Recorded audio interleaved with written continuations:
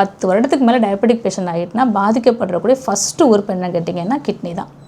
2வது தான் நம்முடைய கண்கள், 3வது nerves. So diabetic nephritis, diabetic retinitis, diabetic neuritis. இந்த டயபெட்டிக் நெஃப்ரைட்டிஸ் வந்துச்சு அப்படின்னா ஃபர்ஸ்ட் சிம்டம்ஸ் வந்து முதல் குறிக்கணும் யூரின் போகும்போது ஃப்ராத் வர்றது. ஃப்ராதுன்னு நுரையாக இருக்கிறது. ஸோ யூரின் போயிட்டு வந்தால் ஒரு நுரை காணப்படும். சில ஸ்மெல் இருக்கலாம், ஸ்மெல் இல்லாமல் இருக்கலாம்.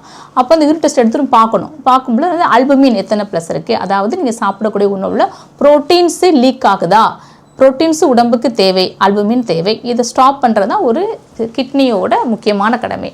அதையும் தாண்டி கிட்னி லீக் ஆகுது அப்படின்னா கிட்னி தன்னுடைய வேலையை செய்யலை. கிட்னி ப்ராப்பராக ஃபங்க்ஷன் ஆகாத டைமில் அந்த ஆல்பம் வெளியே போக ஆரம்பிக்கும். ஸோ ஆல்பம் வெளியே போச்சு அப்படின்னா அதிகமான சோர்வு இருக்கும். பேஷண்ட்டால் எதுவுமே கான்சன்ட்ரேஷன் பண்ணி வேலை செய்ய முடியாது, ஃபோக்கஸிங் இருக்காது, எப்பவும் தூக்கம் வந்துக்கிட்டே இருக்கும். அதுக்கப்புறம் தான் கொஞ்சம் முகங்கள் கால் எந்திக்கும் போது ஐலிட் வீங்கிறது, ஃபேஸ் லைட்டாக ஒரு வீங்கி காணப்படுவது, காலை பீடல் இடிம மாதிரி கால் வீங்கி காணப்படுவது, இதெல்லாம் பார்த்திங்க அப்படின்னா அந்த ஆல்பமின் வெளியே ஏறாதனால வரக்கூடிய ஒரு ஸ்வெல்லிங்.